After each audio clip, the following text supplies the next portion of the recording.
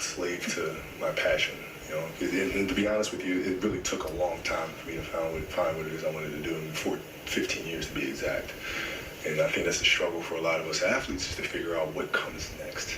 And I was very fortunate enough to try to start asking those questions at a very early age, 21 years old.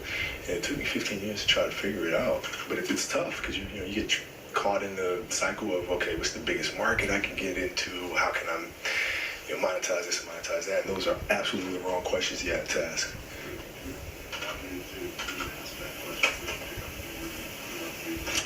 I had a lot of curiosity, and I was in Milan, and I wanted to meet with Giorgio Armani and talk to him a little bit about how he built his business. And he said he started building his business at the age of 40, and I was 21. And so I said to myself, well,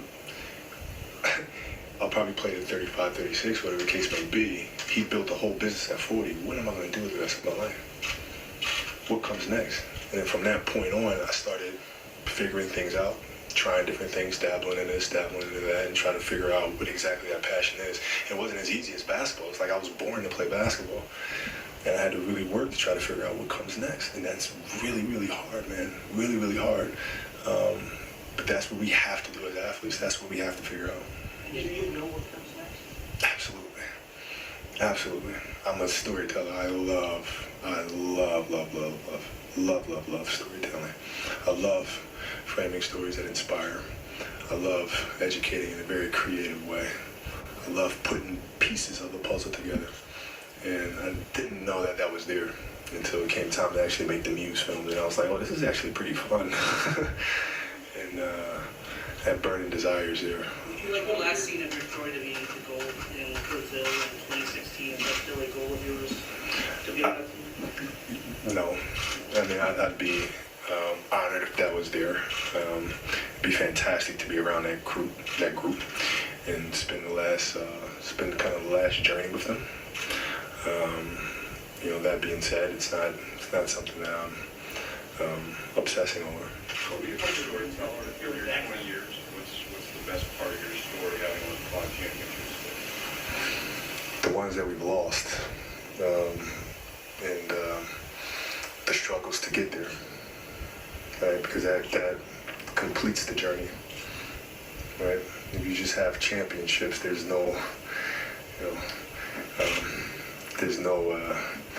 antagonist. There's no up and down, right? It's the ugly moments that create the beauty at the end of the film. And so, those are the moments that I truly appreciate. So you won your ring with Phil. Did you talk to him and what did you say when he came that way? He said break the season up into sections. Phil speaks.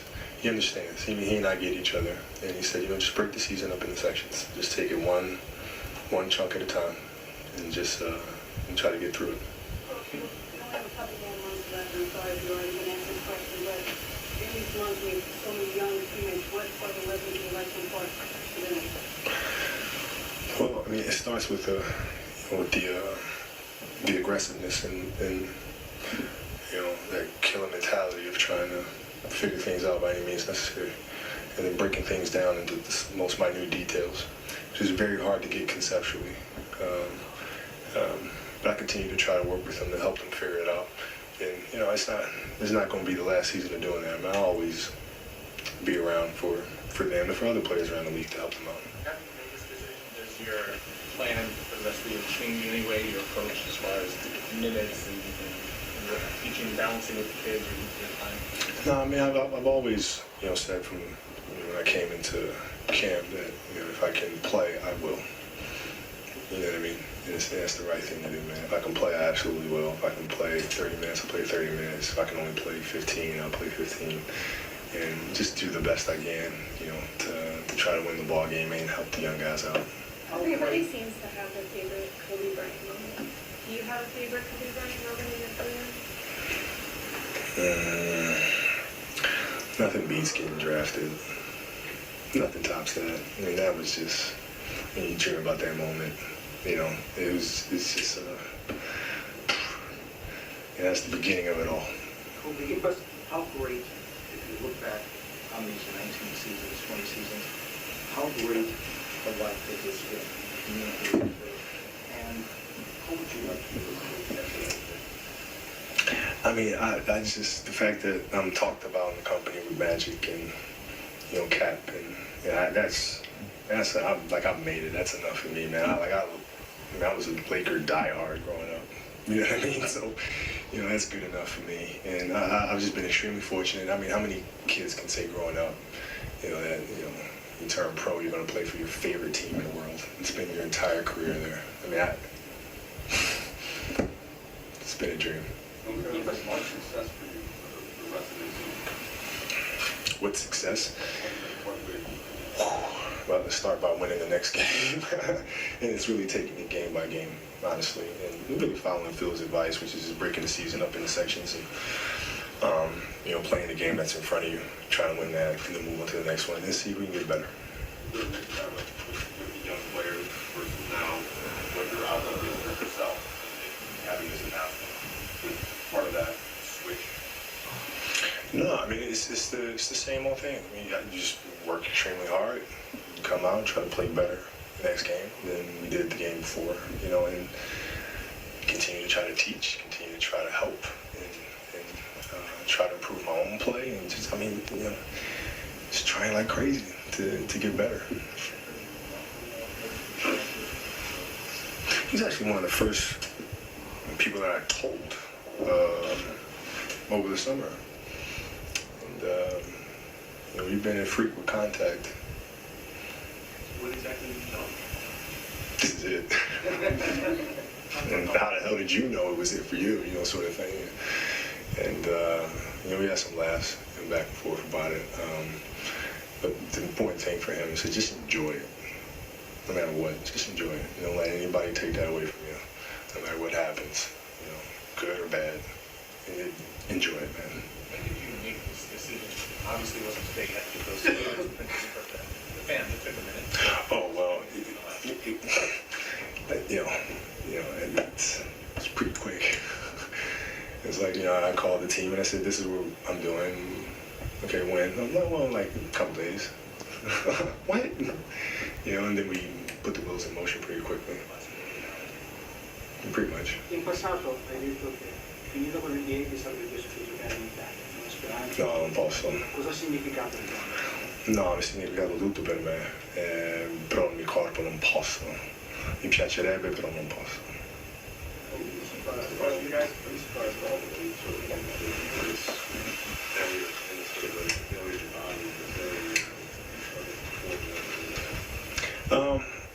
Yeah, I mean, it's funny. It's, you know, I've learned that you gotta roll with things. You can't resist them. I mean, you have to self-assess, and I'm pretty brutal about self-assessment, and then trying to get better and doing all you can to get better. And then you roll with whatever happens, continually pursuing improvement, you know. And I'm fine with that. I mean, look, I can see, I mean, I can look myself in the mirror, man. I've tried and worked extremely hard, you know, since I was a young kid. And so that's why I feel extremely confident. I mean, I left no stone unturned, man.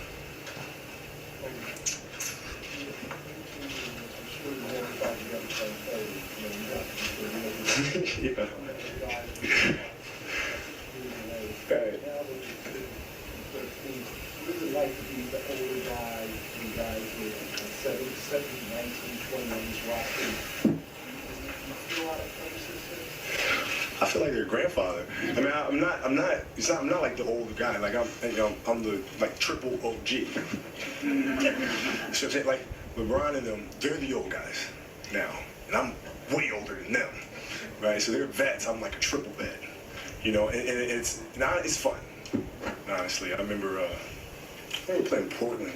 We were playing Portland here. A kid from the bench said something to me. He said, hey, we're going to beat you guys tonight. I looked at him, I said, you know, I got one rule. If you weren't born when I started playing, you can't talk trash.